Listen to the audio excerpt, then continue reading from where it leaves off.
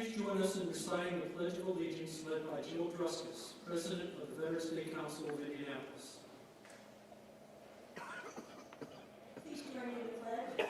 I pledge allegiance to the flag of the United States of America and to the republic for which it stands, one nation, under God, indivisible, with liberty and justice for all.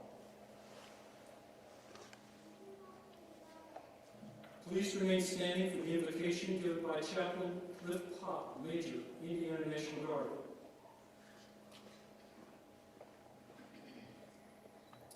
I invite you to join me in prayer. Oh, gracious God, on this Veterans Day, we give thanks to those who've shown the way of freedom and justice by giving their all and heeding your eternal triumphant call. We thank you, Father, for your power, for the lives of those which you have empowered in the service of our nation, for all the men and women who have given their time, their honor, and even their lives for the sake of freedom. We offer praise and thanksgiving. It was through their efforts and your grace that we persist in our freedom. We pray today, Father, that we might live to see a time when there will be no need for others to be known as veterans. We pray for the peace of our nation and of the world. We ask that you be gracious to all of those serving now, wherever they may be in this world. We pray for your blessing in their lives, as we now honor them and those who went before. May all who were served and who do serve find peace and strength through your power in their lives. Lord, we ask that you bless our nation, that you bless our state, that you bless our leadership on government level, military level, down to the company level. Bless this service today as we take time to honor and recognize those who have served in our armed forces. Now as we honor our courageous and brave, may we follow your way for that you have paved. Through our trials be different, our adventures quite varied. We honor our veterans who before us you've carried. Amen.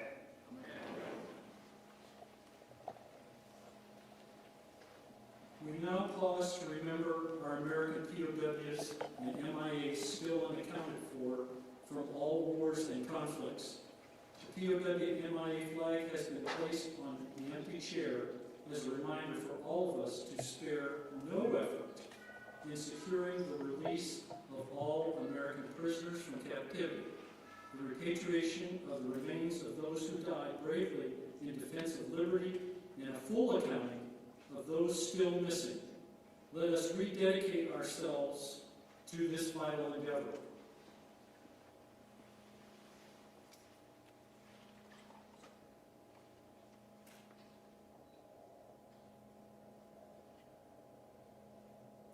Please be seated.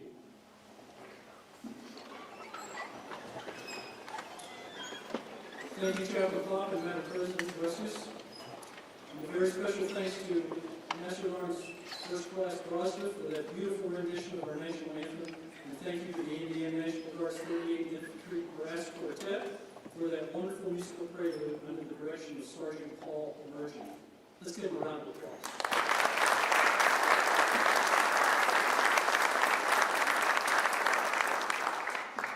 Ladies and gentlemen, welcome to the 2021 Veterans Day service sponsored by the Veterans Day Council of Indianapolis. This year's ceremony is very significant. Almost 2 years ago, our country and the entire globe was gripped by the COVID-19 pandemic, which prevented us from gathering together publicly. It has been a pandemic not seen since after World War I, when at that time the world battled the Spanish flu. This year we are grateful to be gathered together today face to face at the beautiful Indiana War Memorial to pay tribute to our veterans. We are so fortunate to be able to return to our Indianapolis community's time-honored tradition of this Veterans Day. To everyone seated in our audience, welcome back. And to those watching the service via our live stream webcast, we are so glad to be able to share this Veterans Day with you also, and we include you in our warm welcome as well. I'm United States Air Force retired Brigadier General Stuart Goodwin, Executive Director of the Indiana World Memorial Commission, and I have been given the great honor of being your Master of Ceremonies this morning. This Veterans Day marks the 103rd anniversary year of the armistice that ended the Great War, World War I. By the end of 1918, 4.7 million Americans served in support of World War I, with more than 116,500 paying the ultimate sacrifice and another 205,000 wounded. During World War I, 135,000 Hoosiers served, and of those, 3,709 were killed in action. The overall total of deaths from the war were 67 million. And of those sacrifices, 10 million were military, 7 million were civilians, and 50 million were from the Spanish flu, which was due to poor sanitary conditions following the war.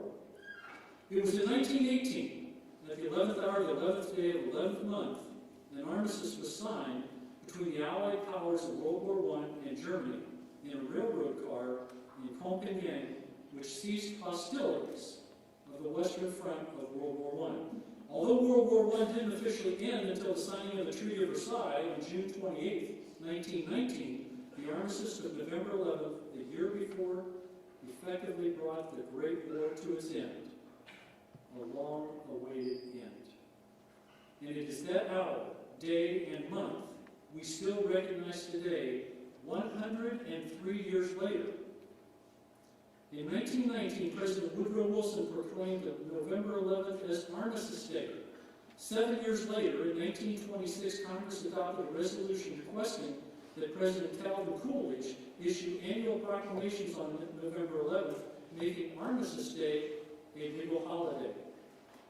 In 1945, World War II veteran Raymond Weeks from Birmingham, Alabama, had the vision to expand Armistice Day that would celebrate all veterans, not just those who died in World War I. In 1954, Ed Reese, the U.S. representative from Emporia, Kansas, presented a bill to establish the holiday to Congress.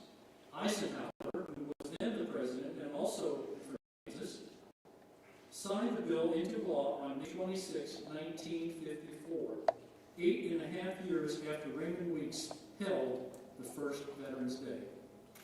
After our country having been through both World War II and the Korean War, the 83rd U.S. Congress, at the urge of the veteran service organizations, amended the Act of 1938 by striking out the word armistice and adding the word veterans.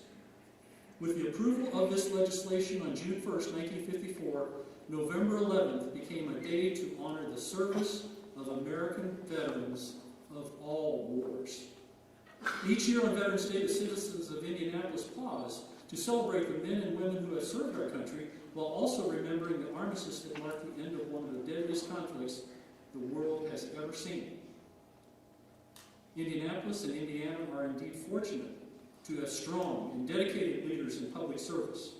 We are honored today by the presence of such leaders here on the dais. I would like to introduce them seated on the dais with us today.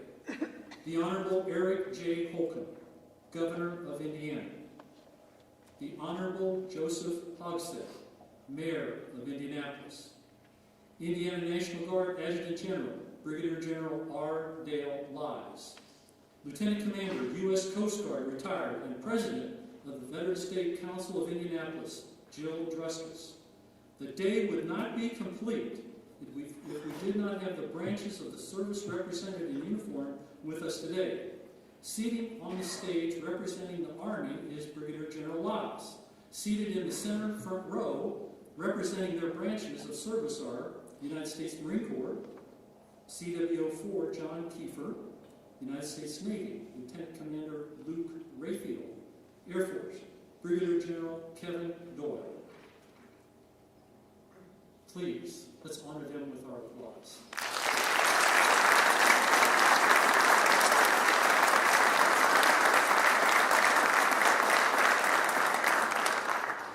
From our government services, Indiana Secretary of State, Holly Sullivan, Director, Indiana Department of Veterans Affairs, Dennis Weimer, American Legion National Headquarters, Sean Long, National Treasurer.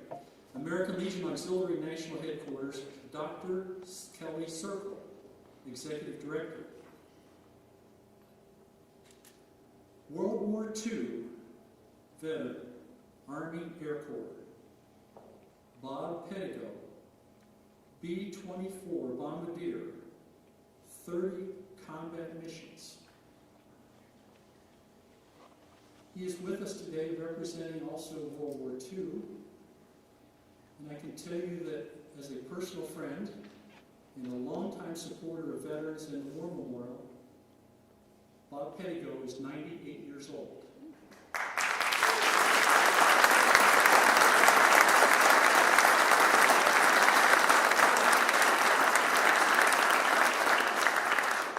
And if you've heard us talk at all, that's why we live free today, right there.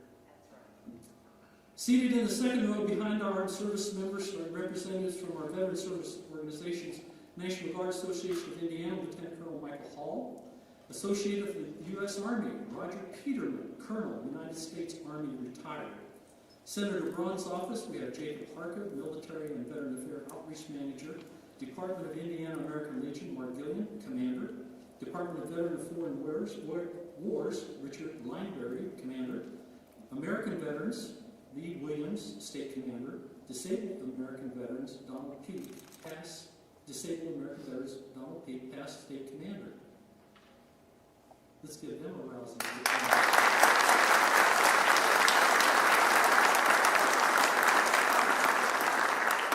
And we appreciate all of you being with us today. Ladies and gentlemen, after introducing these prominent leaders in our country, I would be remiss if I failed to acknowledge those whom we seek to honor and celebrate today. The men and women who answered the call or volunteered to serve and defend our nation and protect our freedoms by wearing the uniforms of the United States Armed Forces. American veterans who made incredible sacrifices so that all Americans may celebrate the liberties we enjoy today.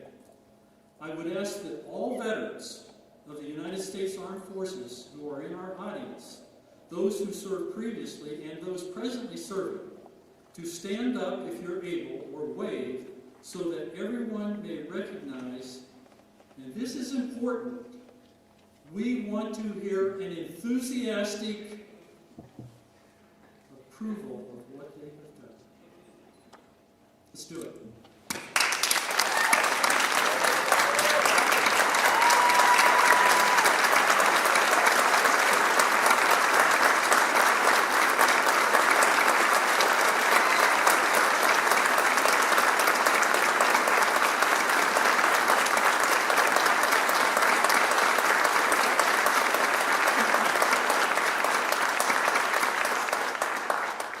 Thank you very much. Our first special guest bringing us greetings this morning is the 51st Governor of the state of Indiana, a lifetime Hoosier and a Navy veteran, where he served 6 years as an intelligence officer stateside and overseas. Please welcome the Honorable Eric J. Holt.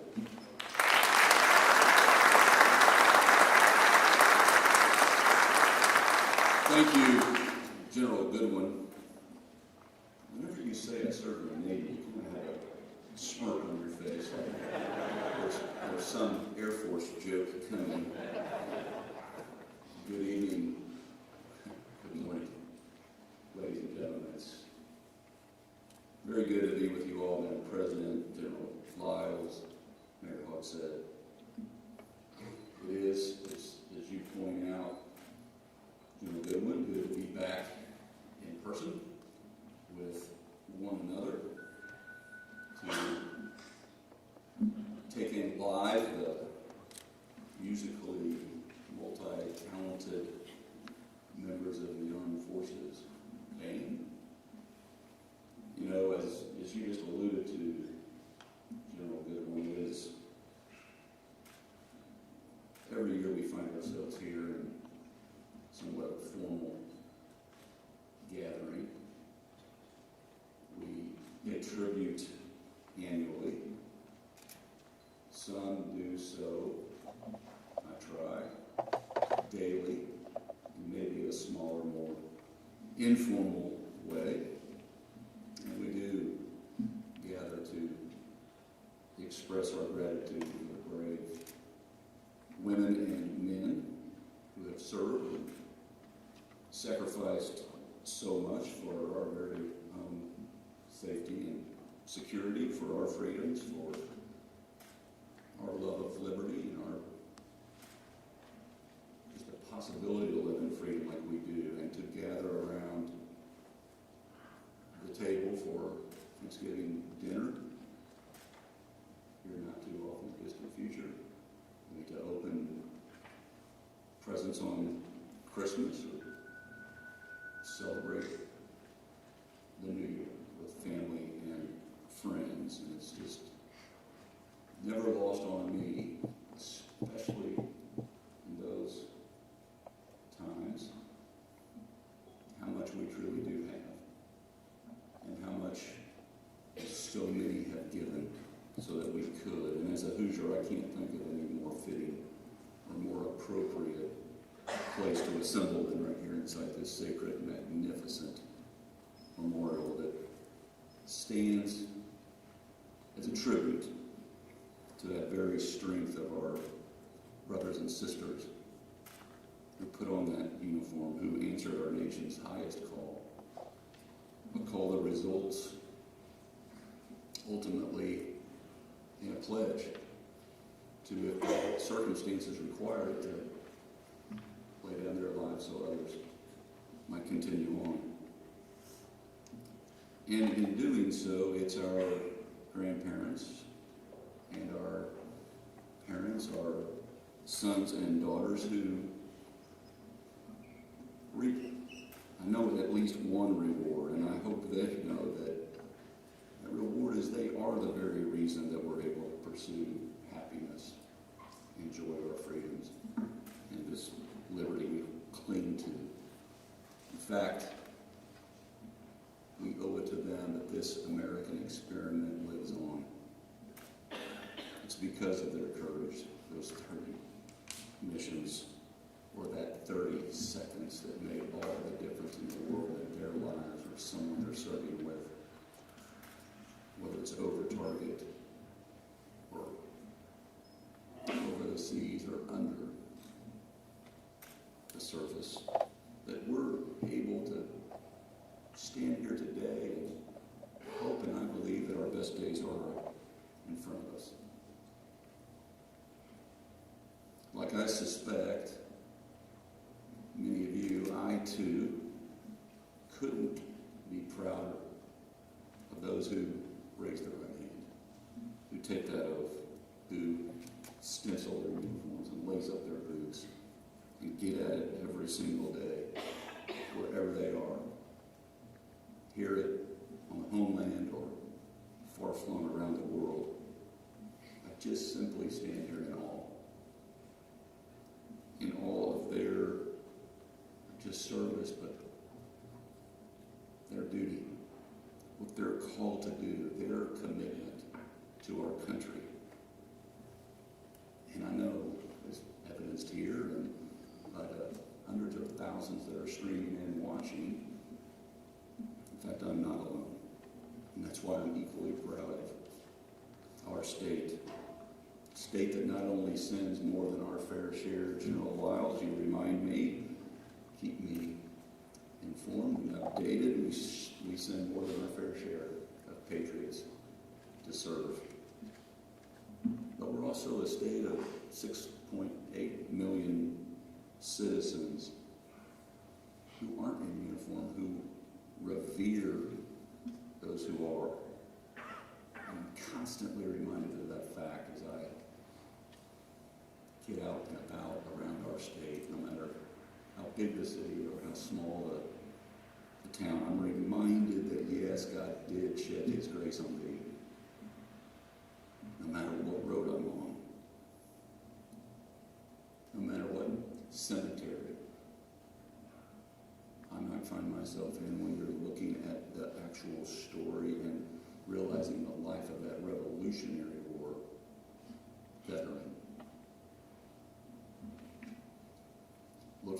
headstone and learning about what they meant to not just that town or family, but to our country. And that dates back, yes, to the Revolutionary War, through both of the Great Wars, all the way up to Corporal Sanchez from Logansport, back from Kabul. I'm reminded when I had the honor to shake the hand of a World War II veteran, or stand in the presence of someone who served in Vietnam. I can't even imagine the courage that it took on a daily basis. And what really warms my heart, is when I see a young person salute these men and women in their own way. And I'll just share one quick recent story that was shared with me.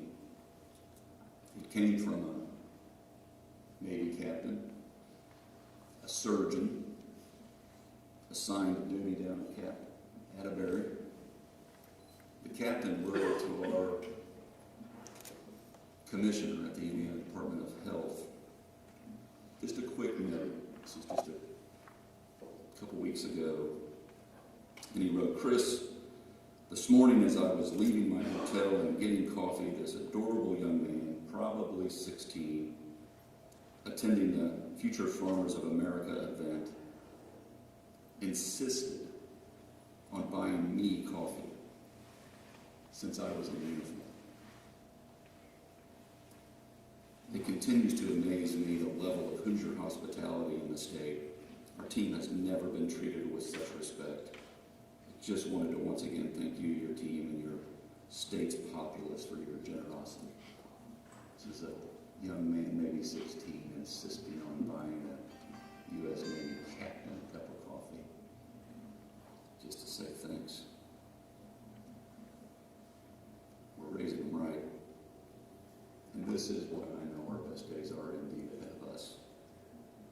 And so to every veteran out there, thank you. Thank you, thank you, thank you for dedicating some of the best years of your life, giving them to your country, sacrificing so much so that our nation can endure and stand as strong and long as this Indiana limestone.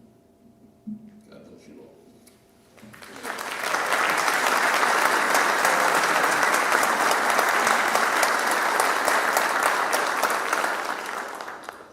Thank you, Governor Holcomb, for that thoughtful message to our Hoosier veterans, and thank you for your continued service to our state and nation. Another special guest bringing us a Veteran Day greeting this morning on behalf of the citizens of the city of Indianapolis. I'm pleased to introduce Mayor Joseph Hogsett.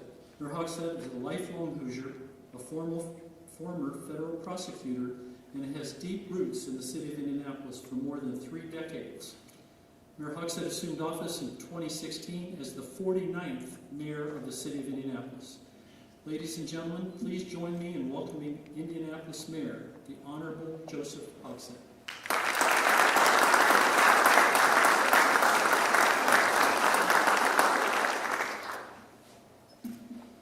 Well, thank you, General Goodwin, to Governor Holcomb, General Lyles, and all veterans joining us for today's ceremony.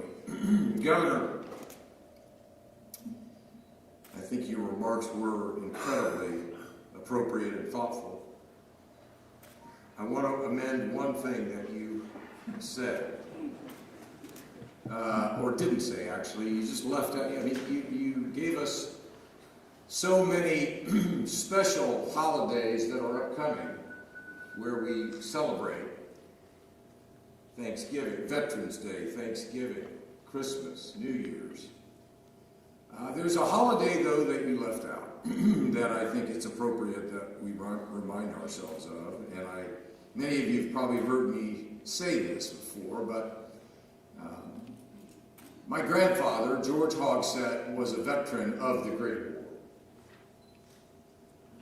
he was Army. And my father, Richard Hogsett, was a veteran of World War II. He called it the big one. And he was Navy.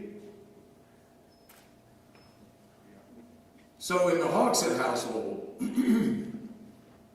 we also celebrated a holiday known as the Army-Navy Game. That's upcoming in a couple of weeks, and I don't want to leave that out. To all Army and Navy, as well as all veterans, thank you for your service. You know, the impulse to serve on behalf of the safety and security of others is the greatest impulse among a freedom-loving people.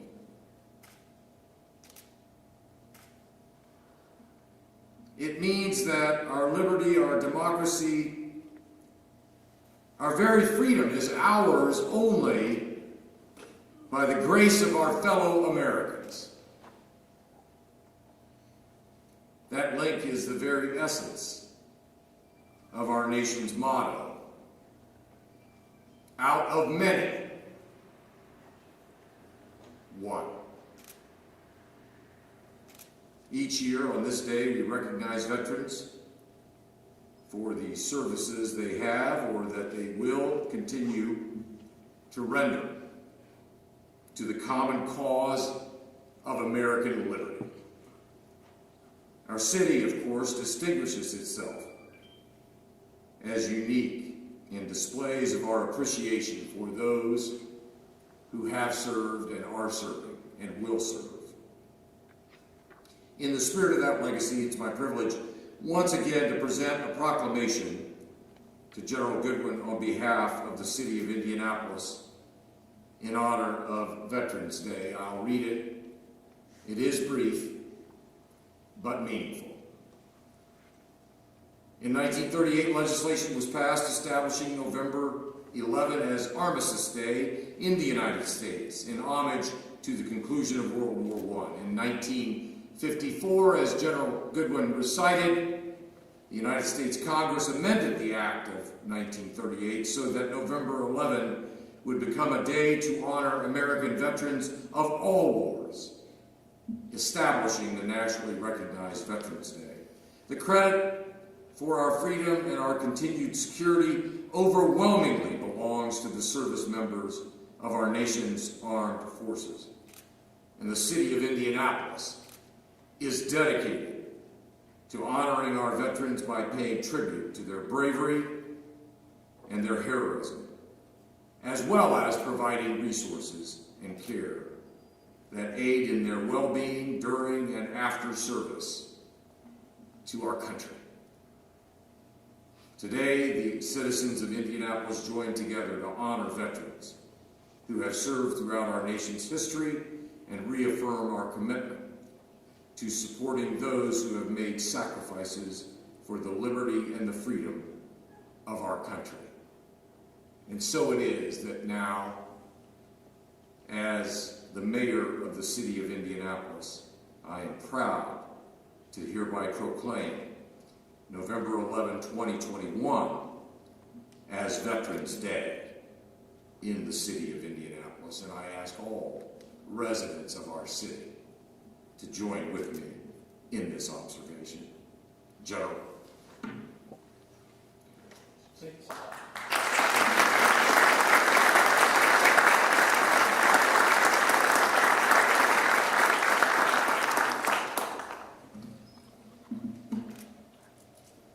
Thank you, Mayor Hogsett. We are so honored to have you join us today.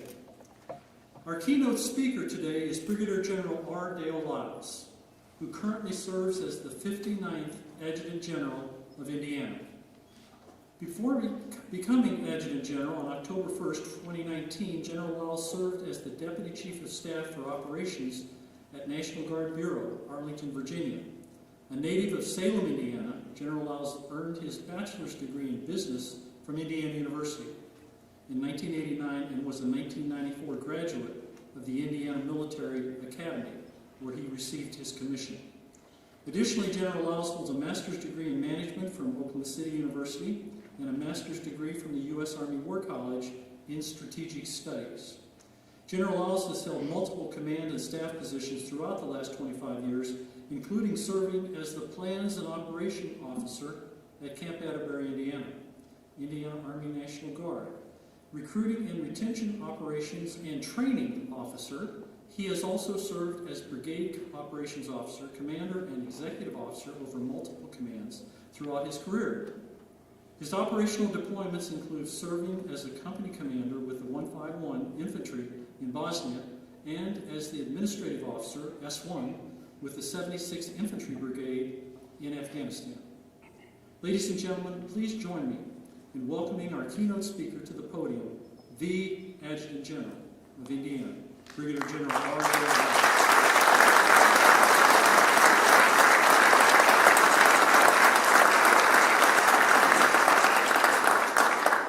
Thank you for those kind words, Stu. We need to talk afterwards. That's way too much about me. Well, Governor, Mayor, thank you too for your kind words, sir. Thank you for your service. And indeed, it's my privilege to be here this morning to address such a fine audience of great Americans. And so I think we have with us today not only veterans who have served, we also have military members of the United States Armed Forces that are currently serving. And I notice we have some of our brothers from our NATO country here as well.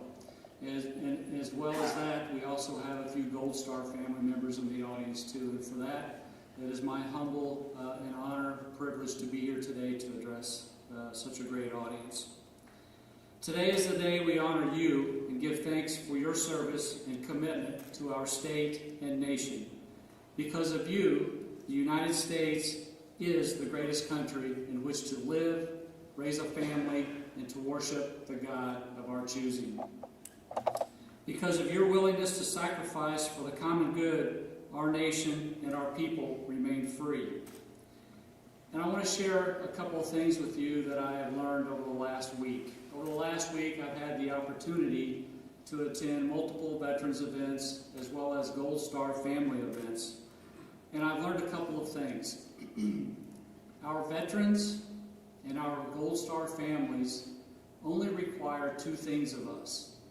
And those things are not sorrow or pity or things of that sort or finances, but rather they are this. And they are two things that we should take from here and continue to strive as we deepen our resolve to make this country the greatest country in which to live. The first is that we recognize that our veterans and that those who have given the ultimate sacrifice for this country was not given in vain.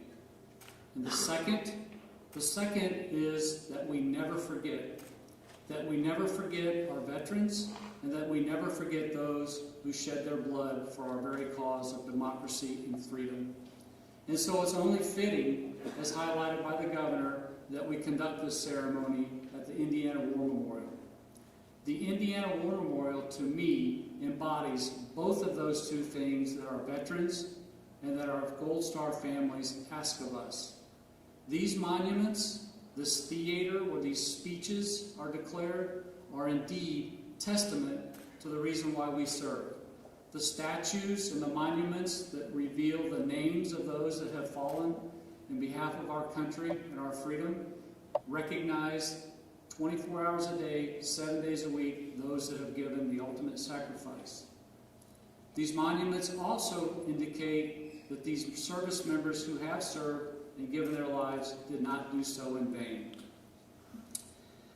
As the governor indicated, on the 11th hour, as General Goodwin indicated, on the 11th hour of the 11th day of the 11th month, hostilities of World War I formally concluded.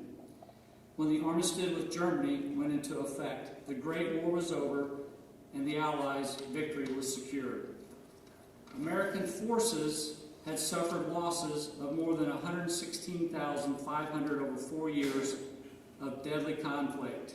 And indeed, as General Goodwin said, the Spanish flu of 1918, a pandemic, also claimed thousands of lives. Soldiers from our own 38th Infantry Division, headquartered here in Indianapolis, who had deployed in the fight for our state and country's freedom were soon headed home from this war. And what I would like to do now is, I would like to highlight some of the things that the Indiana National Guard and all of the National Guard and all of our services have done for the 54 states and territories over the last 2 years. And what I want to do in capturing a few of these accomplishments is this. These accomplishments will go down in history as saving millions of lives. These accomplishments will go down in history as preserving this very freedom that we enjoy each and every day. And we only achieve these accomplishments on the backs of our veterans. Our veterans and our Gold Star families and all of the sacrifices that you have done, whether it be World War II, the Korean War, the Vietnam War, or whatever war that you served in, or whatever time you served, we were able to accomplish these missions because of the standards that you set and the things that you did during your tenure serving your country. So after the 1918 World War I and the armistice was signed, the mood was optimistic despite the pandemic. The 1918 pandemic and the ongoing public health crisis and the resulting quarantines, restrictions, and closures. This was the war to end all wars, and many years thereafter, November the 11th indeed became Veterans Day. But the ideal of an enduring global peace was short-lived. In the coming decades, our nation would engage in more deadly conflicts, including World War II and Korea in 1954. In recognition of the Second World War and the greatest mobilization of our armed forces in our nation's history, our government indeed recognizes November the 11th as Veterans Day, to honor all American veterans of all wars. Since then, American armed forces have fought on many other fronts, including Vietnam, Afghanistan, and Iraq. Some of you here today served in these and other conflicts. You swore the oath to protect and defend our freedoms, and a grateful state and nation salutes you here today. As the Adjutant General, I am responsible for making sure the citizen soldiers and citizen airmen of the Indiana National Guard are ready to serve both state and federal missions at a moment's notice. This is a critical time in a very unstable world, and we must be ready to respond to both natural and man-made emergencies. The National Guard's motto is always ready, always there. Over the past year, we have demonstrated that promise on many fronts, an unprecedented, integrated, and historic response to local and national events, including pandemic relief, combating cyber threats and disinformation, assisting the Department of Homeland Security with resettling Afghan evacuees at Camp Atterbury, securing the capital region on January the 6th, as well as deploying multiple companies to OCONUS missions, as well as here in the United States. Moreover, every one of you here today has been affected in some way by COVID-19. Yet, despite the inherent dangers, members of the Indiana National Guard and the National Guard throughout the United States, we continue to be here at the forefront of Governor Holcomb's and the 54 state and territory governors and leadership to fight and defend this country against the pandemic and against those that seek to do us harm. Indiana was chosen as one of the first states for a pilot to give the vaccine to its soldiers and to its citizens. More than 1,500 guardsmen responded to the long-term care facilities to help fight the virus that were spreading in those facilities and compelling almost half of the deaths that were occurring early in the pandemic. We provided COVID tests at 25 armories throughout the state. To date, we have provided 12 locations and helped 51.4 million meals to be distributed throughout Indiana at the food banks. Throughout the state, Indiana Guardsmen have helped distribute personal protective equipment to schools, hospitals, and including 2.2 million protective masks, 160,000 bottles of hand sanitizer, and 2.8 million pairs of gloves and masks. Indiana Guardsmen are actively assisting now in over 14 hospitals to help with staffing issues. We've transported over 3,300 COVID tests to be processed at different facilities. And for 81 days, Indiana Guardsmen collaborated with the State Department of Health and IU at the Indianapolis Motor Speedway at the mass vaccination and testing mission that provided tens of thousands with these services. According to one news story, Governor Holcomb said that the effort was like watching one giant pit crew. At the same time, we are constantly working with the state and federal agencies to combat cybersecurity threats and misinformation. Last October, we stood up the 127th Cyber Battalion, and it is currently deployed conducting cyber protection and operations throughout the world. The Indiana National Guard is providing ongoing support to Operation Allies Welcome at Camp Atterbury as we seek to resettle over 7,000 Afghan evacuees that have been displaced from Kabul, Afghanistan after the Taliban reclaimed control in that country. At the request of local and federal civil law enforcement authorities, we responded to the National Capital Region where we sent 2 battalions from Fort Wayne and New Albany, Indiana to help preserve freedom in our nation's capital.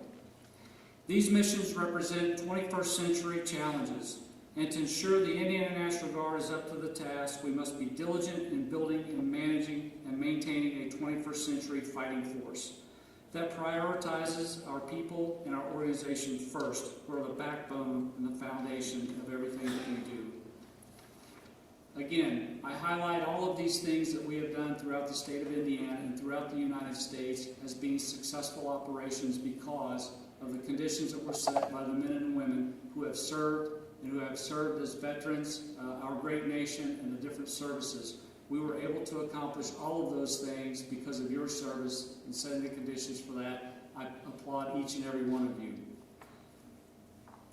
To all of our veterans and to our Gold Star families who are here today, you can indeed rest assured that we will never forget the cause of freedom, and for which you served. We will never forget your names. We will also ensure, by having things like today on Veterans Day, that your service member did not give his life or her life in vain, and that your service was for a greater purpose than I, a greater purpose for our country. And with that, God bless each and every one of you for what you've done for your country, and God bless the United States of America.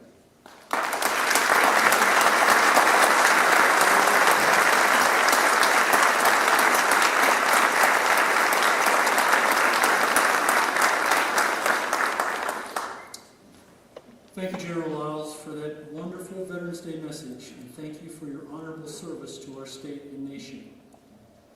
We have now come to that portion of our program that symbolizes what this Veterans Day service is all about. A special celebration of all who have ever proudly worn a uniform of the United States Armed Forces. With the assistance of the ceremonial unit, our keynote speaker, Brigadier General Lyles, will place a celebratory victory wreath in tribute of the proud military service given by all veterans of all branches during all eras in the defense of these great United States of America.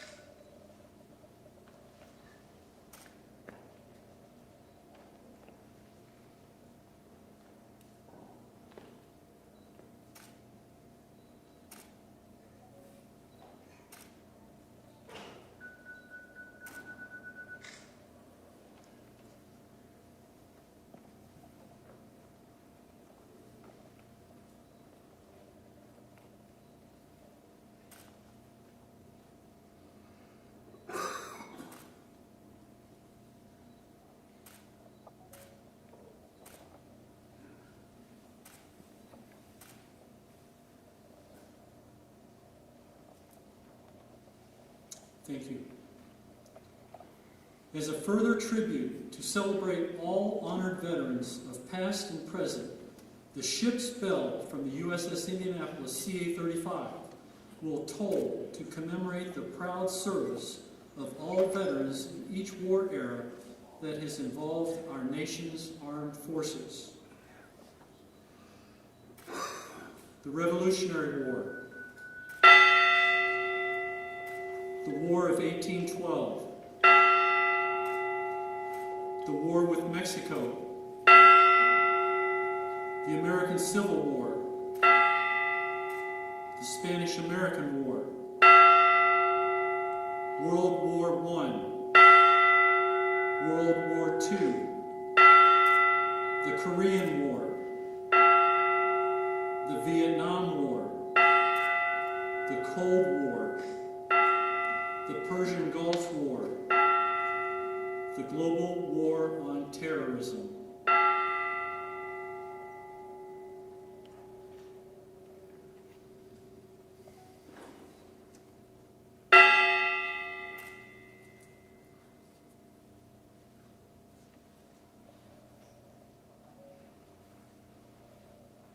Let us now pause to pay respect to those veterans who are not with us today, those whose ultimate sacrifice is a debt that we as Americans can never fully repay. If you are able, please rise and join me as we give the ship's bell a final toll in solemn remembrance of all of our nation's fallen heroes, followed by this moment of silence.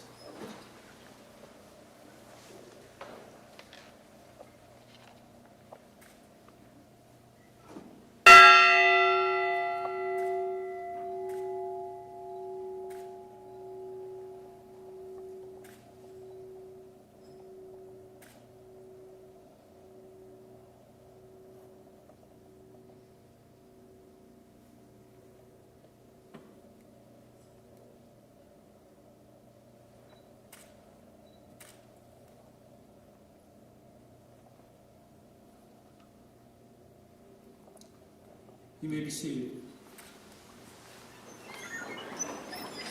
At patriotic and veteran events, it is customary to pay honor to each branch of the U.S. Armed Forces by proudly playing the service anthem, performed today by the Indiana National Guard's 30th Infantry Brass Quintet, is the United States Armed Forces Service Medley.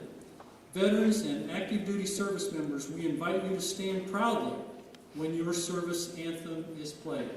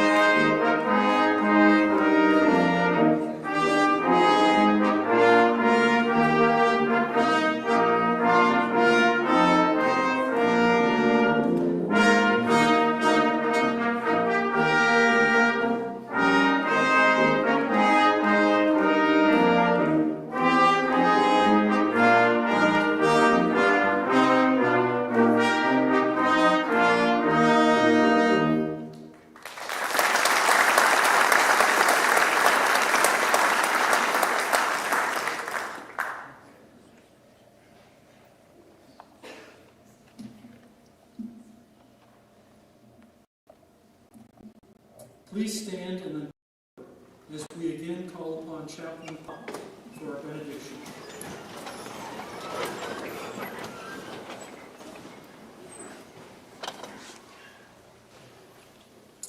I invite you to join me in prayer. Lord, we again are grateful for the opportunity and the freedom we have to gather and honor our nation's veterans. We ask a special blessing on them and their families for the service they have given to our country. Though many may not see more of tomorrow, they've not lived in vain, nor in tragic sorrow, but rather in peace. They've won the real prize to new dawns. With you, their souls do arise. They defended this land with dignity and pride, on the wings of eagles and angels. They ride to be near you, creator and friend, as examples of life without end. As we go about today, may we honor our veterans in all that we do.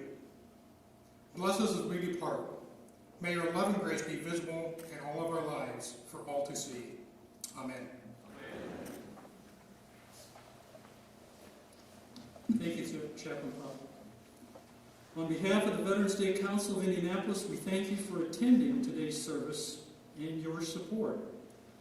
It is ceremonies like today that allow us to gather and show appreciation to our veterans who served and sacrificed for our community, state, and nation. It is the service of veterans that remind us freedom is not free. Upon the retirement of the colors, this will conclude our service. Until then, stay healthy and well, and we look forward to seeing you next year. And I want to leave you with a thought today, and I believe the thought represents all of us. And we need to send this message. Real heroes don't save the world, they serve the world. Please retire the colors.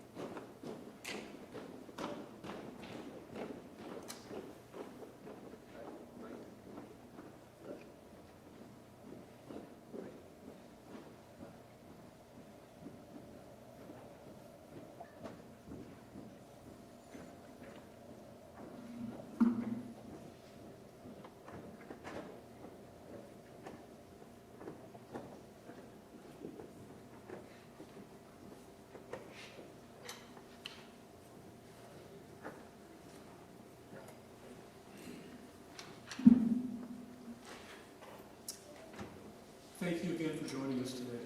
Have a good day.